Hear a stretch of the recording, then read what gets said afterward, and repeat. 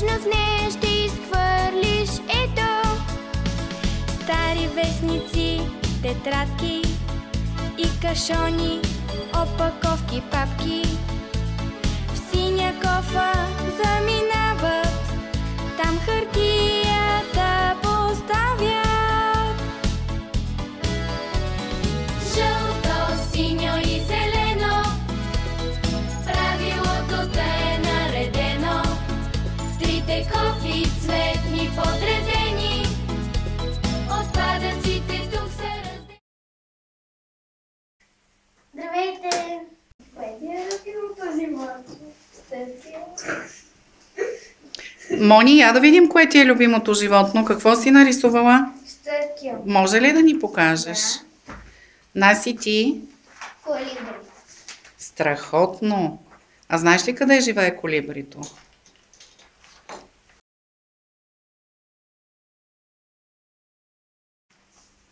А можете ли, деца, да ми кажете, кое животно се грижи най-много за дома си? Кажете. Костенурката. Костенурката, така ли? А защо се грижи тя най-много за дома си?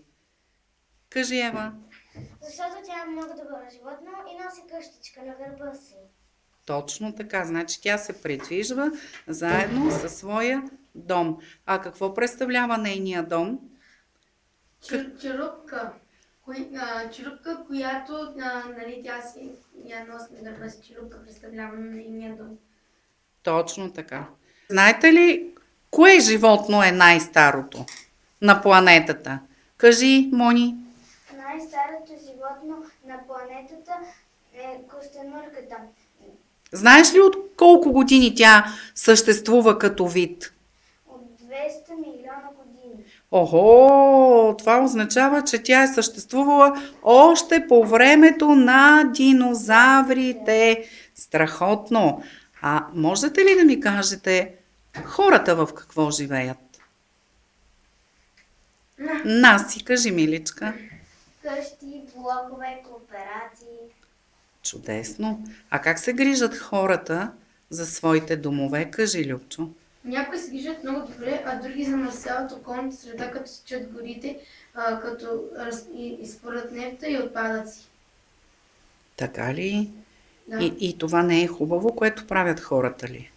Да, но другите, които опазват околната среда, могат да го правят, като съдят дърветата и така от тях ще имаме повече въздух и земята може да остане жива и здрава. Зависи, ако не я замърсяваме още повече. Значи има начин, по който хората да се грижат за природата, но на вас ви прави впечатление, че хората напоследък не се грижат и изхвърлят много. Отпадъци. А какво ви прави впечатление там, където вие живеете? Че тревата от колите е станала кафява и също има много отпадъци до дърветата и от цигари пасовете. А там, където учите, чисто ли е около вас? Не. Не много. Защо? Защото всички непознати си изхвърлят там боклуците, има навсякъде турби и Какви турби? Найлонови пликчета? найлонови пликчета, които са или са празни, или са пълни с боклуци. Но в моето училище дори има и храна, която се е хвърлили, защото не могат да я доядат. И при нас много често се изхвърлят боклуците, въпреки че до нашия двор има кофа за боклук, те изхвърлят боклуците в двора.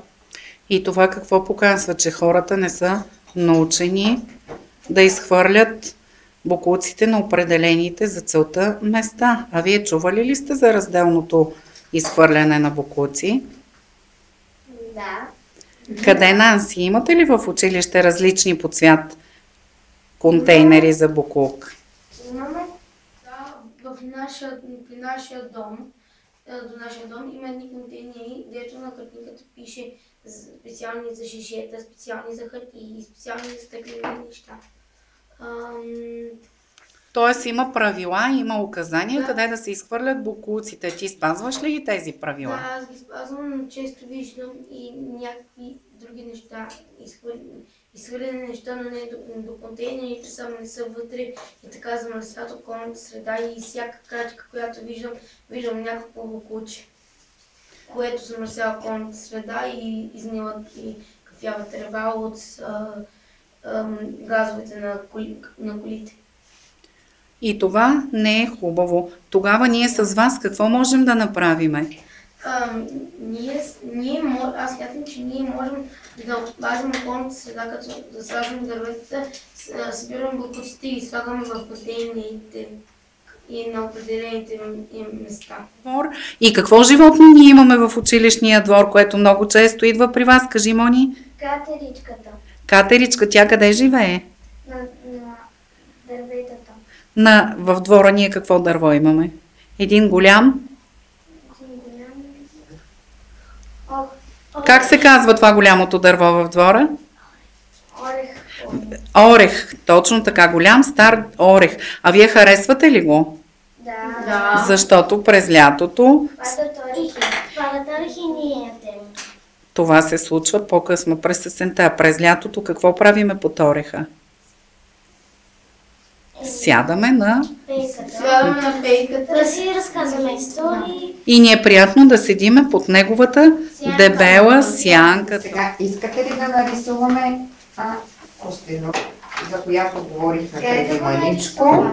Ето сега ще ви дам Платно, боички и ще нарисуваме костинорката, която е символ на нашата благотворителна кампания. Тя се казва Зелено костенорче. Взимайте си четчица.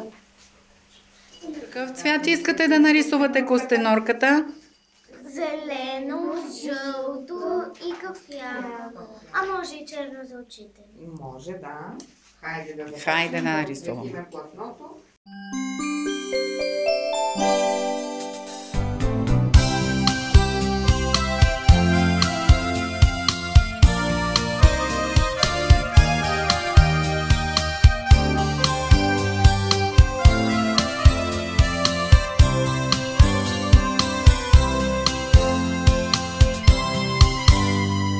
Тъничка пътечка тича през гората криволичи и ни води все нагоре към високите простори. Тук край изворче извива, там зелен шубрак се скрива, шарени полянки преминава, към скалите стръмна става, но край нея не е чисто. Тук са бродили туристи, хвърляли са всякакъв отпадък. Планината е в опасен